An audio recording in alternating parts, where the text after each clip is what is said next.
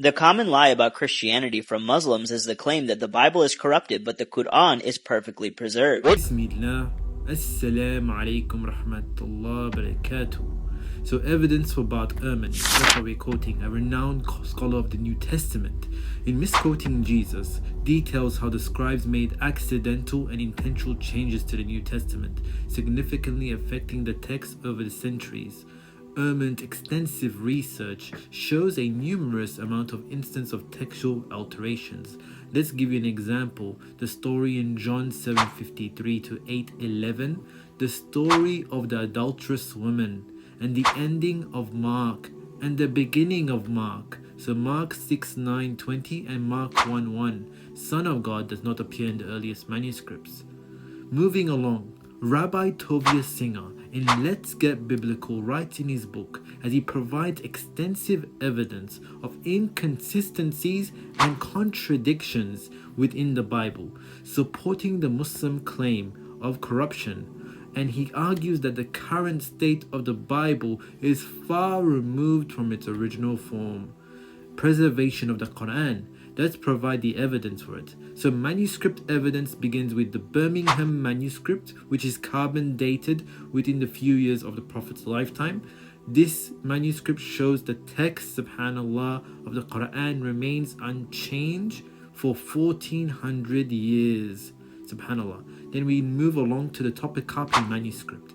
This manuscript is housed in Turkey. It is one of the oldest completed Qur'ans manuscripts, dated to the early Islamic period. It supports the claim of textual consistency. Moving along, we have the Sanaa manuscript discovered in Yemen. This manuscript contains a layer of text, demonstrating an early Quranic textual history and consistency with the current Quran. These manuscripts, along with other, confirm over 99% of Quranic texts have remained unchanged since the time of revelation. Let's put the manuscripts aside and focus on memorization tradition. This concept is now called ijaza. Ijaza, the Quran has been preserved through unparalleled traditions of memorization. Even if all the physical copies of the Quran were destroyed, thousands of Muslims who have memorized the Quran are called Hafiz and can reproduce it accurately. This practice continues globally, and even children as young as 3 have memorized the entire Quran. And we have an ijazah going back to the time of the Prophet. This tradition ensures that the recitation of transmission remains unchanged, and the chain of reciters goes back all the way to the Prophet Muhammad ﷺ. And just to build upon that, we start with Raid bin Muhammad al-Kurdi, which is 30 in the chain. He's a contemporary scholar. And then we have Sharr Abdul Rahman bin Tahir, and so on up to Muhammad ibn Abdullah Abdul Muttalib ibn Hashim. This is quite remarkable as it shows there is no deficiency in the chain. The shocking part is the hadiths actually contradict this claim that Muslims make about their scriptures not being corrupted. Uthman, who was one of Muhammad's disciples, actually burned every Quranic book except for one, which was documented in Sahih al-Bukhari 4987. This means that the Quran was not perfectly preserved because the one that we have today is only one part of many other copies that were written during the time of Muhammad. The hadith that you refer to in Sahih al-Bukhari is described as an important historical event where Uthman bin Affan, the third caliph, may Allah be pleased with him, standardized the Quranic text. This was done to ensure the uniformity and prevent variation in the recitation that emerged due to different dialects. During the conquest of the expansion of the Muslim Empire, Muslims from various regions from Syria and Iraq had started to recite the Quran in different dialects.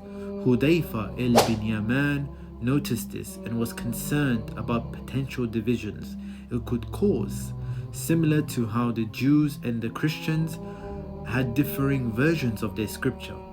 He approached Uthman ibn Affan, may Allah be pleased with him, and suggested there needs to be a standardized Quran to prevent these differences. Uthman gathered a community led by Zayd ibn Thabit, along with Abdullah bin Zubair, Sayyid bin As, Abdul Rahman, Harith bin Hisham, they were instructed to compile the Quranic text accurately and uniformly. Uthman sent Hafsa, the daughter of the second Khalifa, Umar bin Khattab, to get the manuscript she possessed, which was compiled during the time of Abu Bakr, may Allah be pleased with him. The community used these manuscripts as a base to produce the standardized copies.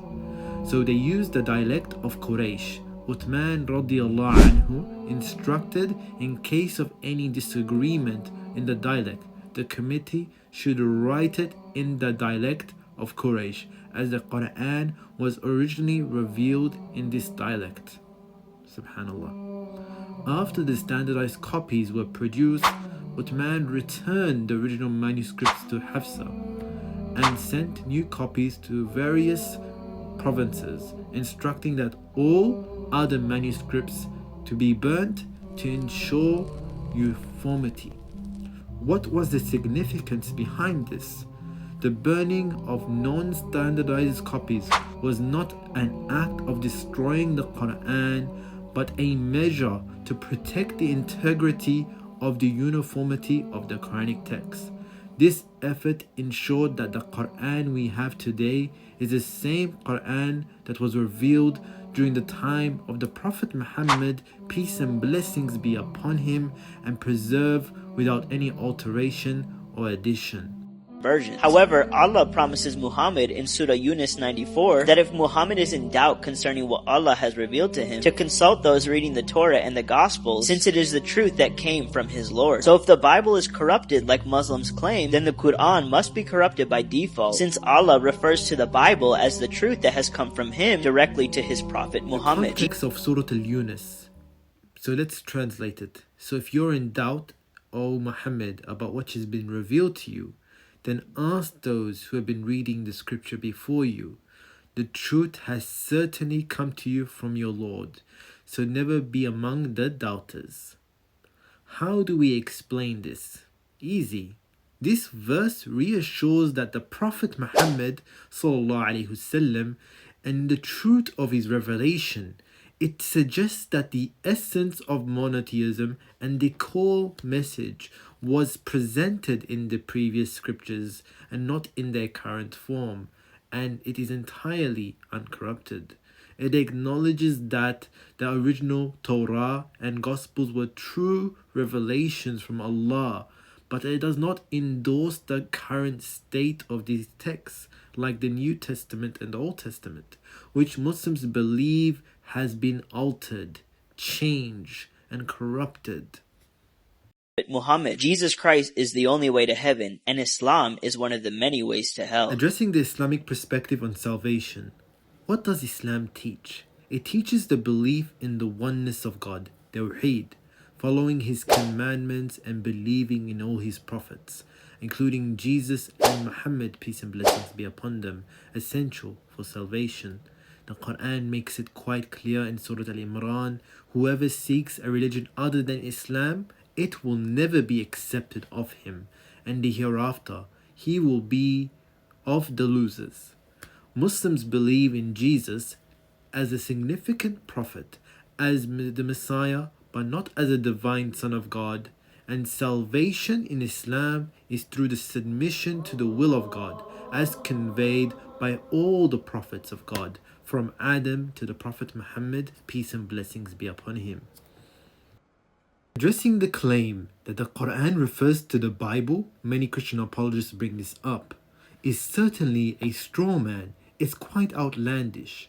The Islamic view respects the original revelation given to Moses and Jesus, peace and blessings be upon them, but acknowledges that these texts have undergone historical alteration supported by extensively scholarly research. The Quran does not endorse the Bible in any way of being unaltered. Instead, it acknowledges that the original scriptures were from God, but they have undergone the human change by the human hands. This is supported by the verse in Surah Al-Baqarah 279. So woe to those who write the scripture with their own hands and claim that this is from Allah in order for a small price. Woe to them for what their hands have written, and woe to them for what they have earned. So the rigorous preservation of the Quran through memorization and written documentation ensures the integrity as demonstrated by the historical manuscripts, as we mentioned, the Topkapi, Birmingham and Sanaa, and the modern scholarly analysis. The Quran itself claims a divine origin. Surah Al-Hijr 59. Indeed, it is we who sent down this Quran, and indeed we will be its guardian. Allahu Akbar and Salam Alaikum.